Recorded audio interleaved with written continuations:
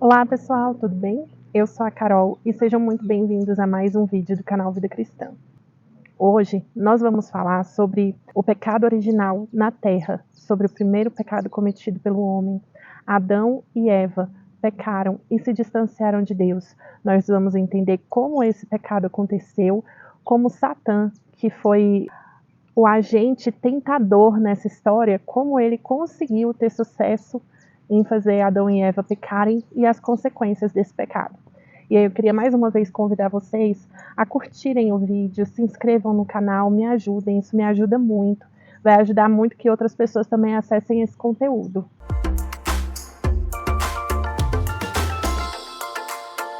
Então, pessoal, para começar esse vídeo, eu queria ler com vocês uma passagem que está escrita em Gênesis, capítulo 3, dos versículos 1 a 5, que diz assim: Mas a serpente, mais sagaz que todos os animais selváticos que o Senhor Deus tinha feito, disse à mulher: É assim que Deus disse: Não comereis de toda a árvore do jardim? Respondeu-lhe a mulher: Do fruto das árvores do jardim podemos comer, mas do fruto da árvore que está no meio do jardim, disse Deus: Dele não comereis, nem tocareis nele, para que não morrais. Então a serpente disse à mulher: É certo que não morrereis, porque Deus sabe que no dia em que dele comerdes, se vos abrirão os olhos, e como Deus sereis conhecedores do bem e do mal. Então, a partir desse texto, nós podemos entender um pouco como funciona quando o inimigo, quando Satã quer plantar a semente do pecado nos nossos corações também. Até porque ele não faz nada novo. Tudo que ele faz é repetir as técnicas dele. E assim como ele fez com Eva lá no Jardim do Éden, ele faz conosco até hoje. Ele primeiro chegou a Eva, plantou a semente da discórdia, falou com eloquência, criou confusão na cabeça de Eva, até que ele levou Eva a pecar. Ele sabe muito bem usar as técnicas, as táticas da retórica, ele usa de eloquência, ele é doutor em argumentação e ele consegue vencer Eva no argumento. Então, com o argumento dele, ele consegue convencer Eva de que Deus havia mentido e que se eles comessem da árvore do conhecimento do bem e do mal, eles seriam como deuses. Ele intencionalmente joga uma afirmação mentirosa para Eva. Deus tinha mandado que Adão e Eva não comessem do fruto da árvore do conhecimento do bem e do mal, mas de todas as árvores do jardim, tirando essa, eles poderiam comer. E o diabo pergunta intencionalmente para Eva se a intenção de Deus era que eles não comessem de árvore nenhuma. Então Eva responde para a serpente, ela responde para Satã que não, que eles poderiam comer de todas as árvores do jardim, menos da árvore do conhecimento do bem e do mal, porque Deus disse para eles que no dia que eles comessem, certamente eles morreriam. Aí o diabo vem com a segunda tática dele. Agora ele mente. Ele chama Deus de mentiroso.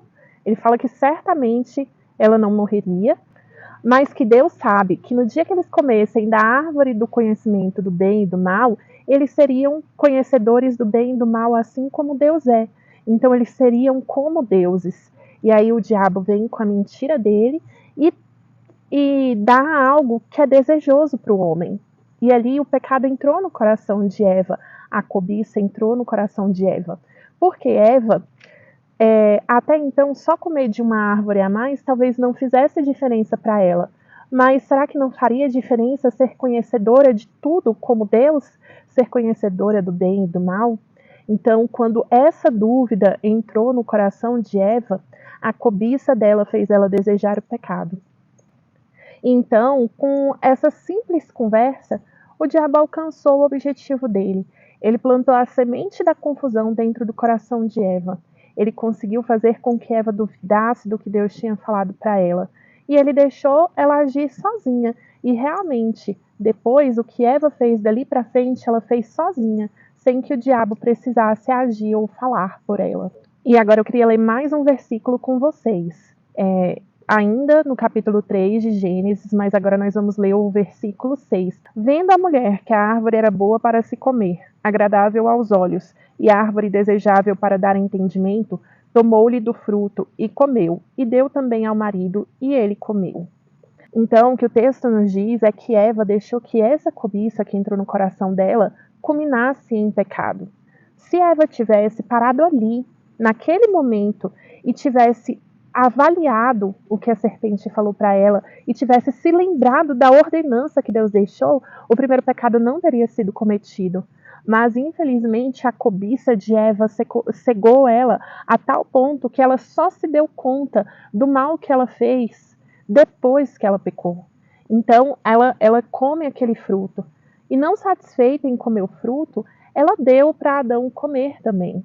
Então, Adão ali, ele foi muito fraco. Ele se deixou levar, não foi nem pelo engano da serpente, mas pelo próprio engano da mulher dele. Eva, talvez, tenha tido uma boa intenção. Ela julgou que o fruto da árvore do conhecimento do bem e do mal era bom para ela mesma. Então, o bem que ela quis para ela também quis para Adão. Mas no final das contas, os dois estavam redondamente enganados sobre o que era melhor para eles. E, infelizmente, a consequência do pecado deles foi a morte. E alguns podem até me perguntar: ah, Carol, como que funciona isso? Como pode? Eva não morreu ali no momento que ela comeu do fruto da árvore do conhecimento do bem e do mal. Ela continuou viva. Mas vocês se lembram que eu falei para vocês que essa morte é uma morte espiritual? É disso que o texto está falando aqui. E a prova disso é o que está escrito em Tiago, capítulo 1, e eu vou ler para vocês do versículo 12 ao versículo 15, que diz assim: Bem-aventurado o homem que suporta com perseverança a provação, porque, depois de ter sido aprovado, receberá a coroa da vida, a qual o Senhor prometeu aos que o amam. Ninguém, ao ser tentado, diga: sou tentado por Deus, porque Deus não pode ser tentado pelo mal, e ele mesmo a ninguém tenta. Ao contrário, cada um é tentado pela sua própria cobiça, quando esta o atrai e seduz. Então a cobiça, depois de haver concebido, dá à luz o pecado, e o pecado, uma vez consumado, gera a morte. Então, esse mecanismo do pecado, ele permanece o mesmo desde que o mundo é mundo. E é esse mesmo mecanismo que é usado até hoje para fazer com que todos nós pequemos também, nos afastemos do nosso Criador. Então, a partir desse texto de Tiago, nós podemos entender que sim, o pecado gera a morte. E quando Deus falou para Adão e Eva que no dia que eles comessem do fruto da árvore do conhecimento do bem e do mal, certamente eles morreriam, ele estava falando de uma forma literal, e aconteceu de uma forma literal, espiritualmente. E a prova nós vamos ver no que acontece depois.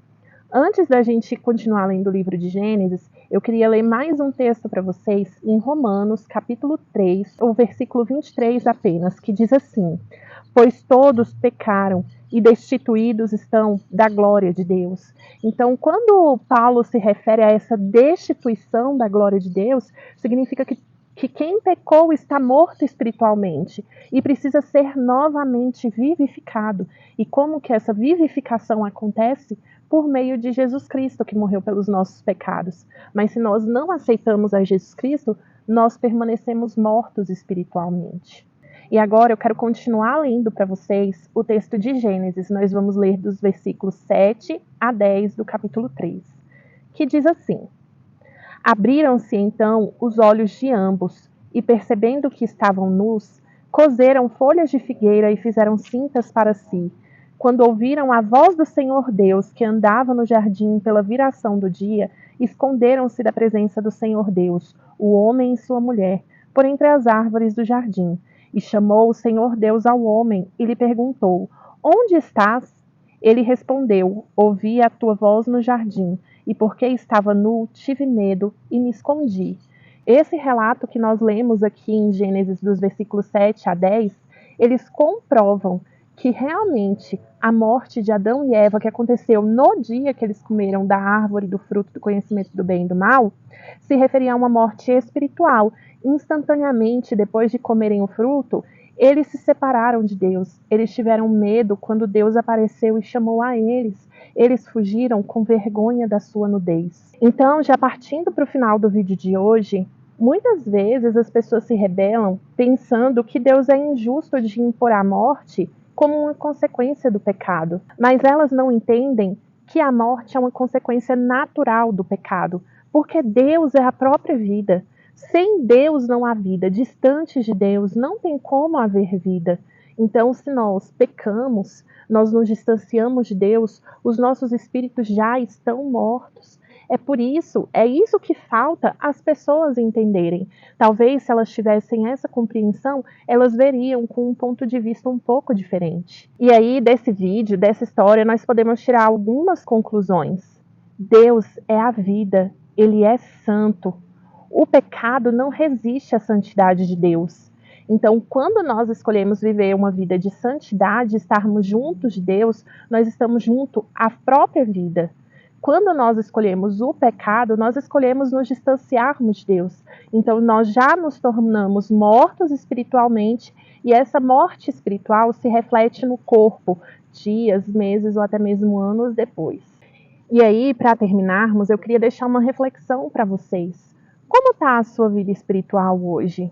Você tem vivido uma vida de santificação, uma vida de comunhão com Deus? Ou você já tem se envolvido tanto pelas situações desse mundo que as suas obras já não refletem mais de quem você é filho? Eu tenho uma boa notícia para você. A misericórdia do Senhor se renova a cada manhã. Então, se a sua resposta hoje for que, infelizmente, as obras da carne têm vencido na sua vida, você pode fazer diferente a partir de agora. Mas você precisa decidir isso hoje, porque essa misericórdia que se renova a cada manhã, ela é por tempo determinado. Ela vai ter fim. Esse mundo, como conhecemos, vai ter fim. E no dia que chegar o juízo, o que você vai dizer diante de Deus? Bom, pessoal, esse foi o vídeo de hoje. Eu espero que vocês tenham gostado. Mais uma vez, eu peço que vocês curtam o vídeo, se inscrevam no canal e ativem o sininho para receber mais conteúdos como esse. Tchau e até o próximo vídeo.